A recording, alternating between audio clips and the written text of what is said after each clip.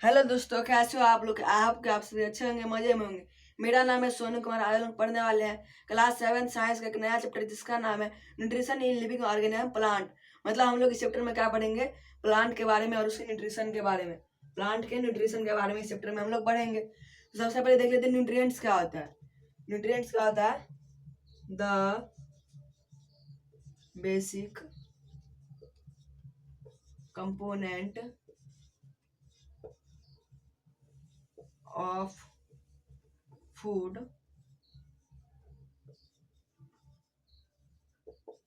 required by our the basic component of food required by our body is called nutrients. मतलब ऐसे तत्व जो हमारे शरीर के लिए बहुत ही जरूरी और लाभदायक होता है उसे क्या बोलते हैं, न्यूट्रिएंट्स। इसके बाद है न्यूट्रिशन। द प्रोसेस, न्यूट्रिशन क्या है, ये प्रोसेस है of obtaining and utilizing of food. मतलब शरीर के द्वारा क्या खाना को लेना और उसको पचाने के क्या, उस प्रोसेस को क्या बोलते हैं, न्यूट्रिशन बोलते हैं। लेने खाना खाना और उसको पचाने के प्रोसेस क्या बोलते हैं, न्यूट्रिशन। तो हम लोग इसमें प्लांट्स के बारे में पढ़ेंगे। इसमें सबसे पहले देख लेते हैं न्यूट्रिशन के कितने टाइप्स होते हैं। न्यूट्रिशन के होते हैं दो टाइप्स, ऑटोट्रॉपिक न्यूट्रिशन और heterotrophic nutrition.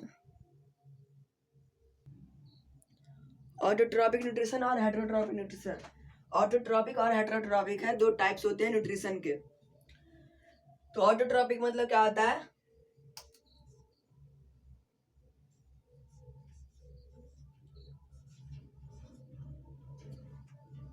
The organism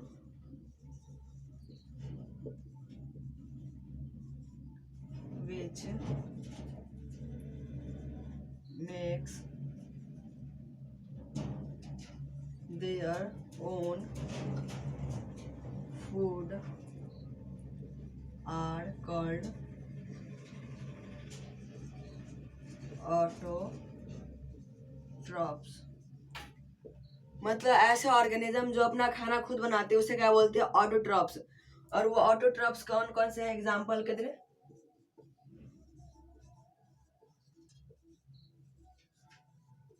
green plants, green plants अपना खाना खुद बनाते हैं।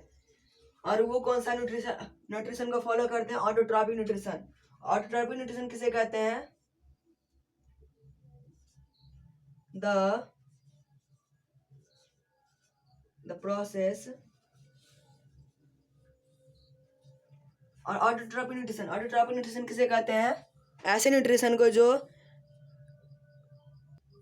ऑटोट्रॉपिक क्या करते हैं, ऑटोट्रॉपिक न्यूट्रिशन को फॉलो करते हैं। तो ऑटोट्रॉपिक न्यूट्रिशन का हम लोग डेफिनेशन देख लेते हैं। The mode of nutrition in which an organism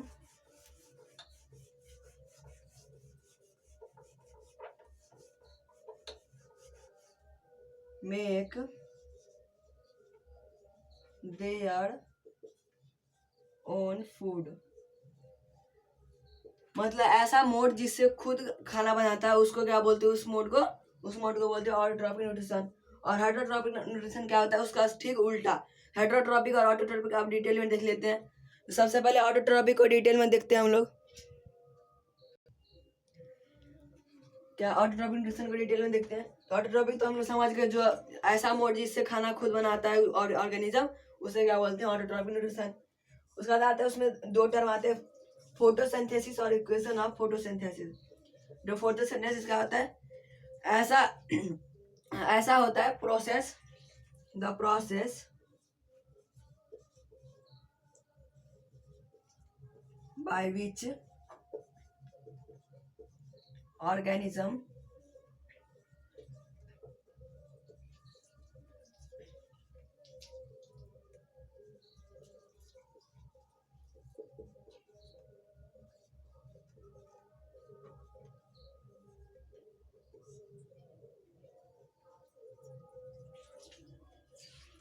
the process by which organism या प्लांट, यहाँ पर प्लांट ही होगा क्योंकि फोटोसिंथेसिस प्लांट ही यूज करता है।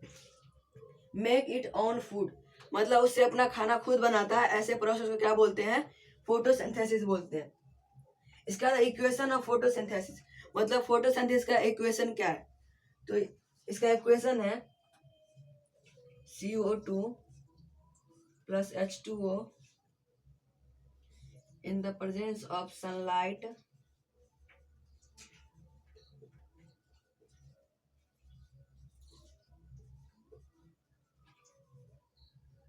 it gives O2 plus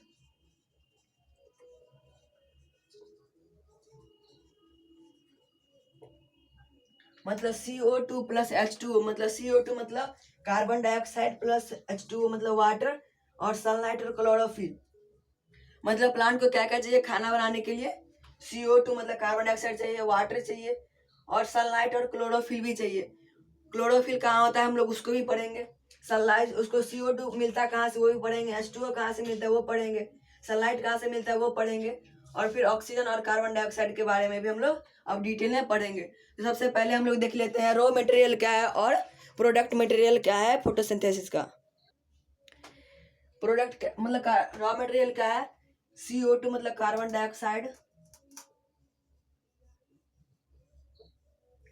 dioxide, H2 मतलब वाटर, सनलाइट और क्लोरोफिल। ये चारों रहेगा तभी फोटोसिंथेसिस का प्रोसेस होगा। और उससे प्रोडक्ट मतलब उससे मिलता क्या है? उससे मिलता है O2 मतलब ऑक्सीजन, और क्या? कार्बोहाइड्रेट यानी कि ग्लूकोज। मतलब हम लोग को किसी भी प्लांट से कोई भी फ्रूट मिलता है, वो फ्रूट क्या है? वो एक ग्लूकोज है। और ऑक्सीजन O2 मतलब ऑक्सीजन, हम लोग को उसके लीफ से क्या मिलता है? ऑक्सीजन। तो हम लोग ये रॉ मटेरियल जितने भी है उस सब के बारे में हम लोग डिटेल में पढ़ते हैं कि हम लोग को ये कहाँ से मिलता है प्लांट को और कैसे वो खाना बनाता है। सबसे पहले है कार्बन डाइऑक्साइड। कार्बन डाइऑक्साइड के बारे में क्या है? It is obtain from atmosphere, मतलब वो हम लोग को वायु मतलब हवा से मिलता है, एटमॉस्फेयर से मिलता है। क्या मिलता है? कार्बन डाइऑक्साइड कहाँ से मिलता है प्लांट को? एटमॉस्फेयर से। और इसमें दो नए टर्म आते हैं, स्टोमाटा और गार्ड सेल। स्टोमाटा क्या होता है? जैसे कि ये लीफ से प्लांट का,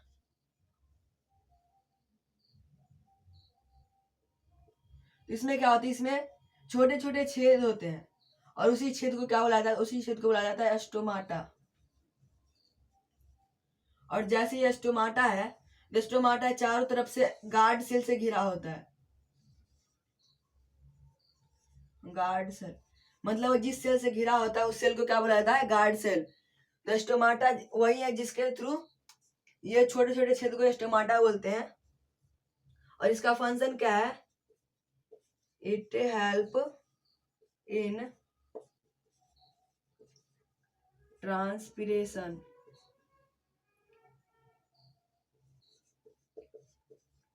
एंड